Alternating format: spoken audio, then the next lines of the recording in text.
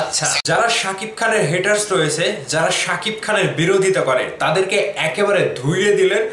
আর যে নীরব, যারা হেটার্স রয়েছিস না, তারা ভিডিওটা ভালো করে দেখবি। সাকিবিয়ানদেরকে বলবো ভিডিওটা শেয়ার করে দিবেন, সেই হেটার্স গুলা যেন ভিডিওটা দেখতে পারে। তো চলুন সেই কথাগুলো আমরা শুনি।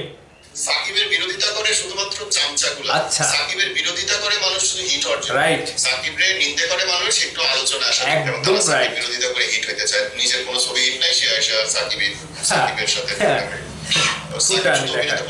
উনি একটা আসলে যোগ ওস্তাদ, সে হিরো, কিছু বলেন নাই।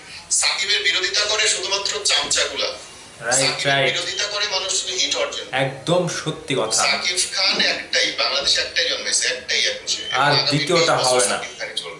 সাকিবরে নিন্দে করে মানুষ একটু আলোচনা আসার জন্য। অনেক প্রোডিউসার আছে দেখছি, 100% অনেক ডিরেক্টর আছে যার মানে কি বলে টাকা ইকবাল, পয়সা দিয়ে বানানো, টাকা ইকবাল। সাকিব বিরোধিতা করে হিট হইতে চায়, নিজের কোনো ছবি হিট নাই, সে আসে সাকিবের সাথে নামে। সাকিবের ব্যাপারটা না আবেগের, রাইট। অনেকেই বোঝে না জিনিসটা। সাকিব সে যে শুধু সুন্দর দেখতে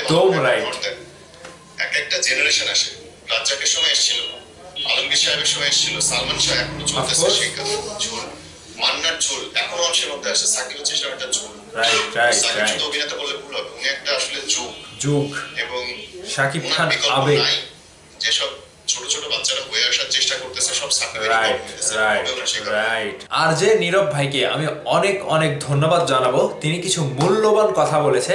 যারা শাকিব খানের হেটার্স রয়েছে, যারা শাকিব খানের বিরোধিতা করে, যারা শাকিব খানের নাম নিয়ে ভাইরাল হওয়ার ধান্দা করে, যেই সকল কুচক্রী পরিচালক শাকিব খানকে নিয়ে সমালোচনা করে, যাদের কোনো অস্তিত্বই নাই শাকিব খানকে ছাড়া, তাদের উদ্দেশ্যে একেবারে ধুইয়ে দিলেন।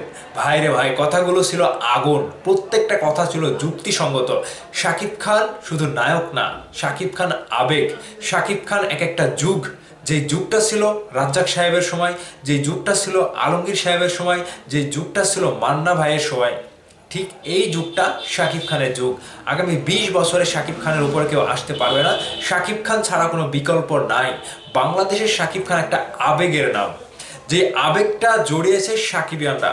আর এই শাকিব খানের হাত ধরেই আগামীতে যতগুলো নায়ক আসছে, সবাই শাকিব খানকে ফলো করছে, সবাই শাকিব খানকে কপি করছে। সেজন্য কেউ নিজের মতো স্টাইল করতে পারছে না, সবাই শাকিব খানের উপরে, মানে সবাই শাকিব খানের উপরেই কপি করে যাচ্ছে। ঠিক এই জায়গা থেকে যারা হেটার্স রয়েছে, আমার বিশ্বাস এই হেটার্সগুলো আজকে উচিত জবাব পেয়েছে।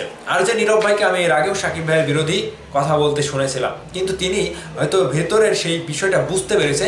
শাকিব খানকে নিয়ে সেই ভেতরের ধ্যান জ্ঞানটা তিনি হয়তো একটু হলেও চিন্তা চেতনা করেছে, সেজন্য তিনি শাকিব খানকে নিয়ে এত মূল্যবান কিছু কথা তিনি বলতে পারলো। তো মেগাস্টার শাকিব খানকে নিয়ে যারা হেটার্সগিরি করে, যারা বিরোধিতা করে, তাদেরকে যে এইভাবে ধুইয়ে দিবে নীরব ভাই, আমি সত্যি অবাক।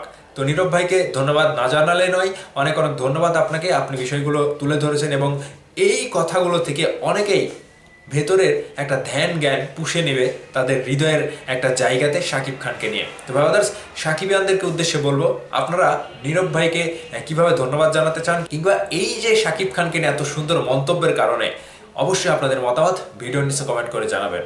ভালো থাকবেন, ধন্যবাদ সম্পূর্ণ ভিডিওটি দেখার জন্য।